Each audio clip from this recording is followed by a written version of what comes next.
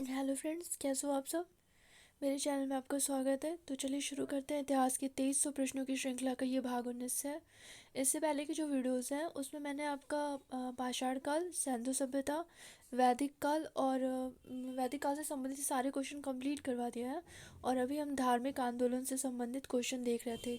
तो धार्मिक आंदोलन में मैंने आपका जैन धर्म कंप्लीट करवा दिया और हम बौद्ध धर्म देख रहे थे, जिससे संबंधित ये आपकी तीसरी वीडियो है, ठीक है। और वीडियो शुरू करने से पहले इसके बारे में मैं आपको बता दूं, तो ये जो आपकी सीरीज़ चल रही है ये आपके जितने भी संभावित एग्ज़ाम है, जैसे कि LT grade, TGT, PGT, net KVS या हिस्ट्री से रिलेटेड जितने भी एग्ज़ाम है, सभी एग्ज़ाम के लिए ये सीरीज़ आपको बहुत ही उपयोगी साबित होगी।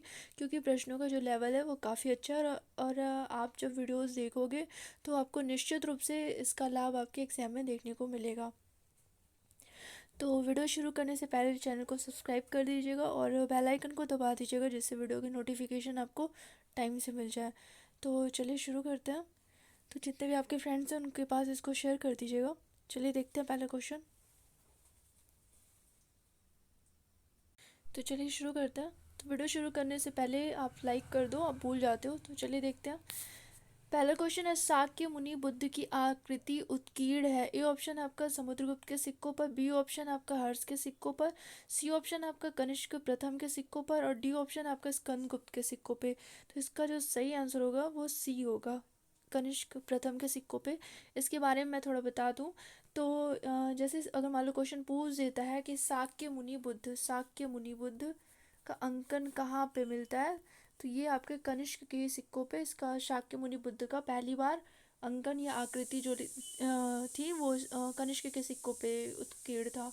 इसके साथ ही अगर मान लो क्वेश्चन पूछ देता है कि बुद्ध के मानवीय रूप का अंकन मानवीय रूप का अंकन सर्वप्रथम कहाँ पे हुआ था, तो ये कनिष्क के सिक्कों पे बुद्ध के मानवीय रूप का अंकन हुआ था। ये आपका इसका सी ऑप्शन सही है। चलिए नेक्स्ट क्वेश्चन देखते हैं। नेक्स्ट क्वेश्चन है, बुद्ध की मानव रूप में प्रस्तुति किस समय हुई। ए ऑप्शन आपका सुंग युग, बी ऑप्शन आपका कुषाण युग, सी ऑप्शन आपका गुप्त युग, डी ऑप्शन है आपका मौर्य युग। तो इसमें जो आपका सही आंसर होगा वो कुषाण युग होगा। अभी मैंने बताया ना कि सर्वप्रथम मानवीय रूप का जो अंकन होता है वो कुषाण के सिक्कों पे होता है। तो चलिए नेक्स्ट क्वेश्चन देखते हैं। नेक्स्ट क्वेश्चन है, निम्नलिखित को क्रम में लिखिए। ए ऑप्शन है पहला आपका पार्श्वनाथ, दूसरा है बुद्ध, तीसरा जो महावीर और चौथा जो है आपका भद्रबाहु।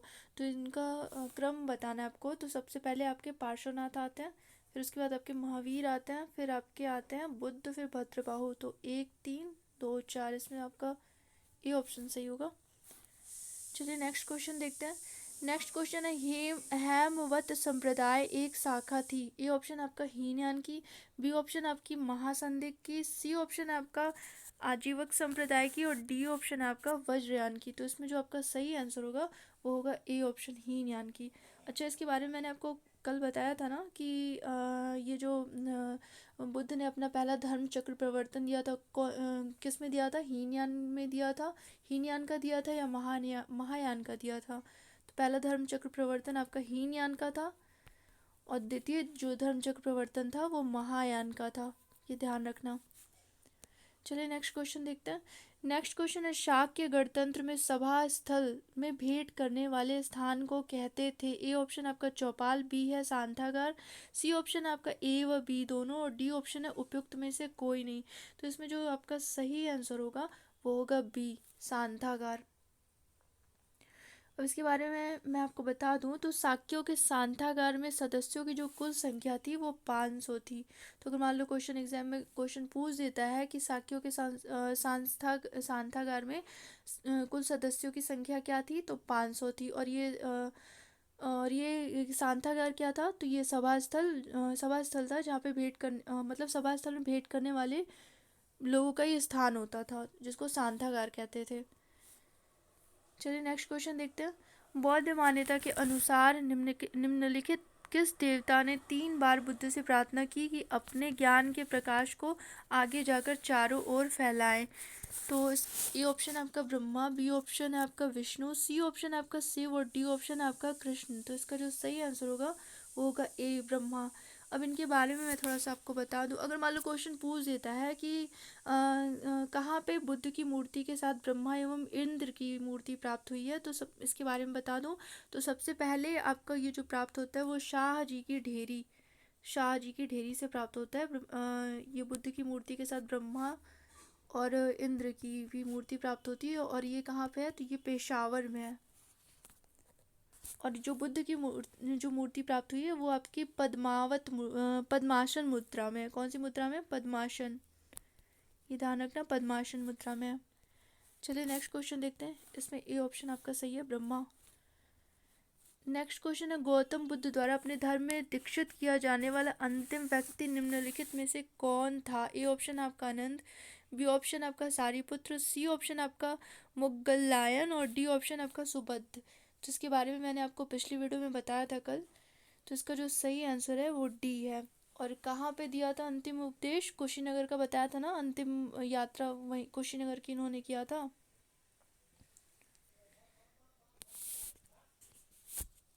अच्छा, इसके बारे में आपको बता दूं सुबुद्ध के बारे में। तो सुबुद्ध जो था इसने वृद्धावस्था में बौद्ध संघ में प्रवेश किया था। तो अगर मान लो एग्जाम में कभी क्वेश्चन पूछ देता है कि कौन वृद्धावस्था में बौद्ध संघ में प्रवेश किया था, तो ये आपके सुबुद्ध थे। और इनका एक स्टेटमेंट कथन जो है वो काफ़ी इम्पोर्टेंट है, जो कि अक्सर एग्जाम में पूछ सकता है और पूछता भी है।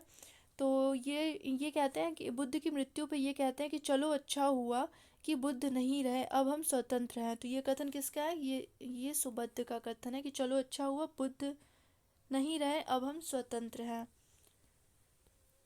चलिए नेक्स्ट क्वेश्चन देखते हैं। नेक्स्ट क्वेश्चन, निम्नलिखित में से कौन सा कथन सही है? ए ऑप्शन आपका आलम में बुद्ध स्त्रियों को बौद्ध संघ में शामिल करने के विरुद्ध थे।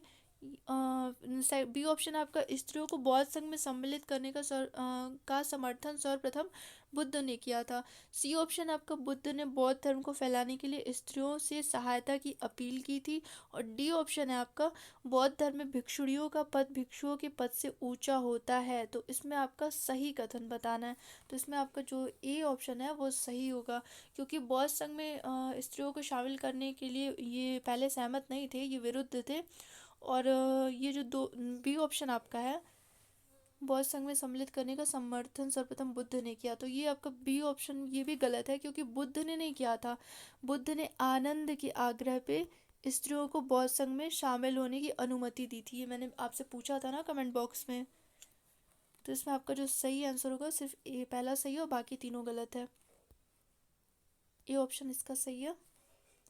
चलिए नेक्स्ट क्वेश्चन देखते हैं।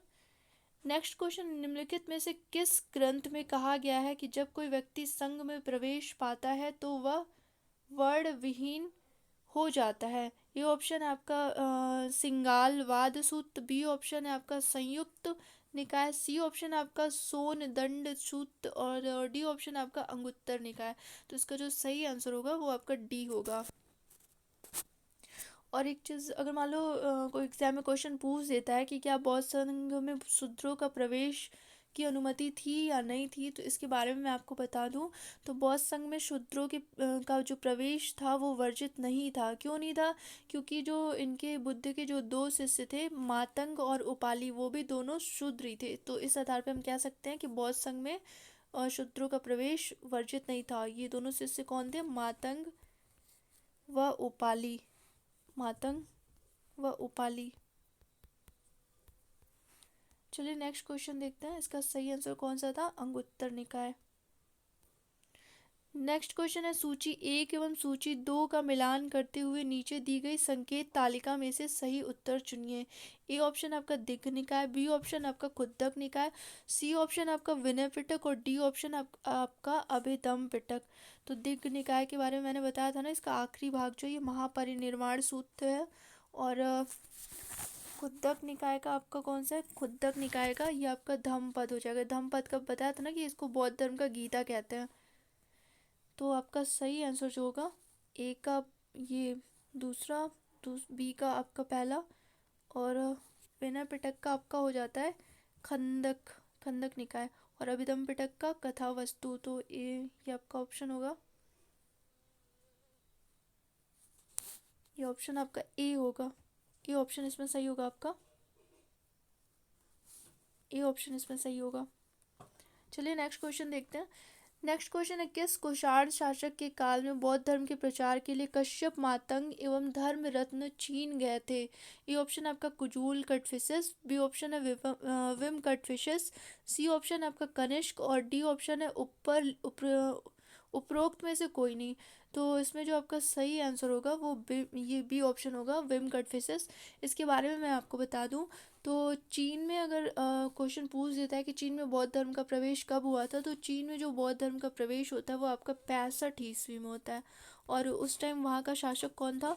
तो उस टाइम जो चीन का सम्राट था वो आपका था मिंग तीन। हान सम्राट मतलब हान सम्राट मिंग, लिख दूँ मैं, ये नाम थोड़ा इन लोगों का अजीब होता है, मिंग थी। और इनकी जो टाइमिंग थी वो टाइमिंग थी आपकी 57 से लेके 75 ईस्वी तक। और जो चीनी स्रोत थे उसमें ये जो विंड कटफिसेस थे इनको येन को चेन कहा गया है। क्या कहा गया है?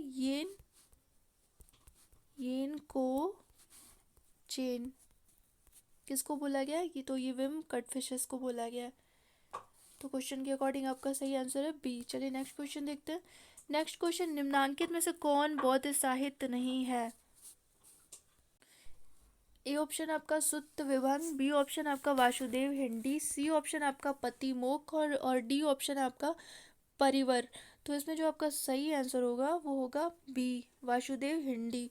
अब इसके बारे में मैं बता दूं तो ये किसका है, तो ये जो वासुदेव हिंदी है ये एक जैन धर्म से संबंध, इसमें आपको जैन धर्म से संबंधित अनेक प्रसंग मिलते हैं। और इसकी जो रचना की थी वो किया था संगदास गढ़ी ने। किसने किया था? संगदास गढ़ी ने किया था। और इसमें जैन धर्म से संबंधित प्रसंग मिलते हैं, तो ये जैन धर्म से संबंधित है।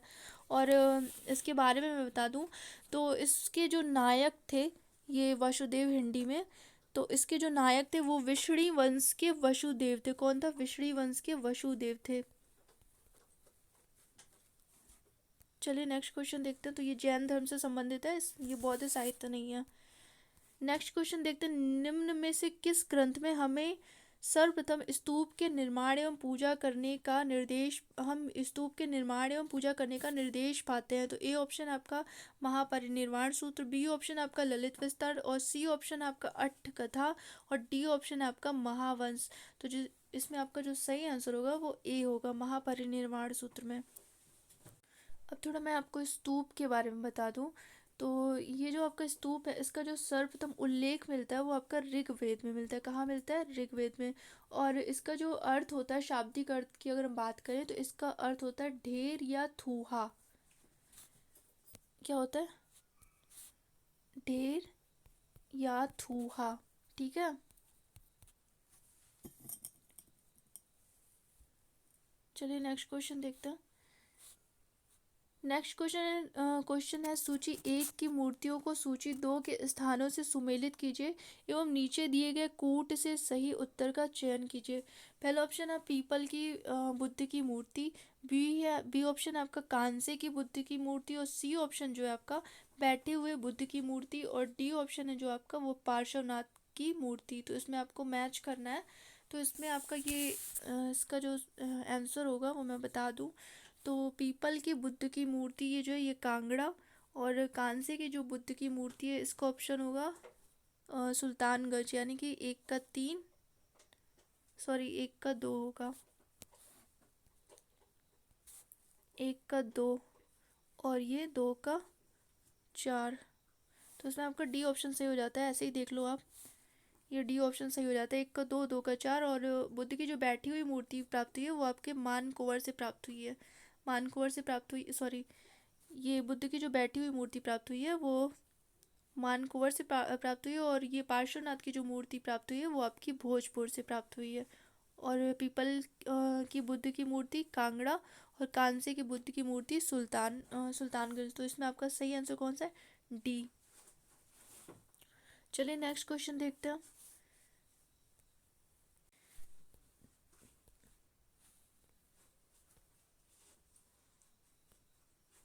नेक्स्ट क्वेश्चन है, निम्नलिखित वक्तव्यों पर विचार कीजिए। ए ऑप्शन है आपका बौद्ध दर्शन बहुजन हिताय और बहुजन सुखाय था। बी ऑप्शन आपका बौद्ध बहुसंख्यक जन को उनकी परेशानियों से छुटकारा दिलाना चाहते थे। ए ऑप्शन आपका ए और आर दोनों सही है और आर ए का सही व्याख्या है। बी ऑप्शन आपका ए और आर दोनों सही है किंतु आर ए की गलत व्याख्या है। और सी ऑप्शन है ए सही है परंतु आर गलत है। और डी ऑप्शन है ए गलत है परंतु आर सही है। तो इसमें जो आपका सही आंसर होगा वो होगा ए ऑप्शन इसमें आपका सही है। चलिए नेक्स्ट क्वेश्चन देखते हैं। नेक्स्ट क्वेश्चन ये आपका बौद्ध धर्म से संबंधित जितने क्वेश्चन थे वो कंप्लीट हो गया। अब हम शैव धर्म से का जो क्वेश्चन होगा वो हम स्टार्ट करेंगे। तो चलिए शुरू करते हैं शैव धर्म से संबंधित।